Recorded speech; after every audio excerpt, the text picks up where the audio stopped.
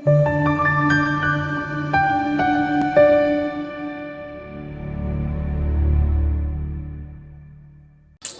into eletha intokozo njengoba zithi uyaphila la khona konke kuhamba kahle. Mina ngigaba uPastor WeNingi, i-channel New Flick, ingosi ilasibeka khona nje amaphupho. NgoLwesine ekseni siwe sikhona on TV silibheka udaba lamaphupho. Every day siwe sikwi-New Flick sibheka udaba lamaphupho. Silandele ke ngane kwethu. Sibonga bonke abantu abalandela i-channel nabaloku be-support i-channel ngokuthi bese beyibukile i-video be-like phela.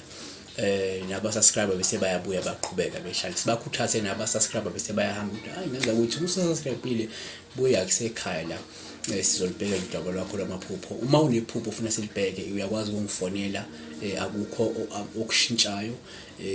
Akekho umuntu akwakhokha imali ethi hey ngichaza iphupho angikhokhisa vele akekho ingaza ukuthi uma nginaso isikhathi nje ayidudu respond voluntary because of love that I have for people and the love I have to give clarity to people who need clarity yabo whenever they need that clarity and ngenesikhathi. So iphupho lakho lilide kakhulu lingaphezulu kwesentence futhi linama details amaningi, more than one thing esuke likhuluma ngalo. Lelo lidinga ukuthi ungifonele vele ngaza ukuthi kuba lula kanjalo uma ngikhuluma nawe via ucingo.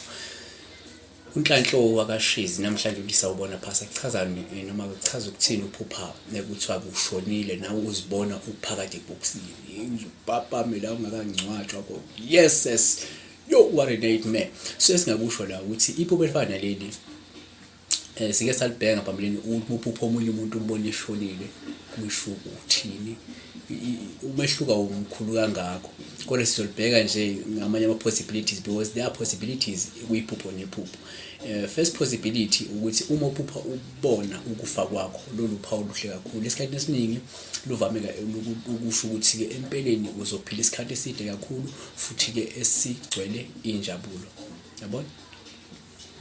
Singasho futhi ukuthi uma uphupha la ubona ukufa kwakho kube uphawu osuke luchaza la ukuphela kwesigaba esidala esingafaka phakathi imikhuba ethile mhlawumbe emibi noma singafaka imicabango ethile emibi noma indlela yokuphila engamukelekile nokuqala kwesigaba esisha empilweni. Kusho ukuthi kukhona osuke mhlawumbe kuphela empilweni yakho kuzoqala okunye. Yabo kufana nokuzalwa kabusha. Singasho nje ukuzalwa kabusha ngoba iBhayibheli likhuluma iBhayibheli lithi ke safa kanye safa usho ukuthi ngokufa kaKristu asifa esonweni mekavuka savuka sesivuka ekuphileni okungenasono. Yabona? So uma uphupha la ubona futhi ukufa kwakho futhi ungaphakathi kwebhokisi lolu uphawu olungabe lusho ke ukuthi mhlawumbe sewamukela wena uqoqwa inkinga ezikukhumethe noma ke usuphonse ithawula ngenxa yeinkinga zakho. Yabona? Singasho futhi ukuthi uphupha ubona ukufa kwakho futhi ungaphakathi kwebhokisi ukuthi uphawu ngabe luchaze ulindele izinguquko ozohlangabezana nazo empilweni esikhathini esizayo. Ngenzeka nje certain changes azokwenzeka empilweni yakho. Asiphethe ngakuthi kodwa ke uma usuphupha ufa kabuhlungu lolu uphawu olubi ikakhulukazi ukuthi bekugwaza noma bekudubula noma ufe ngonzini enyantisa igazi. Lokhu kusho ukuthi ke kumele uqaphele ngoba kungenzeka uzohlangabezana nomuntu okufisela ukubi noma kungenzeka kunomuntu nje manje okufisela izinto ezimbi kakhulu empilweni. Yabo? So iloko esingakusho ukuthi bamehlomane qaphela kunomuntu ofisela ukubi noma kunomuntu owakhela uzungu. Siyabonga. May God bless you. Akhohlwa ukuthi le video le uyilike ngane kwethu and be part of the channel ngasonke isikhathi.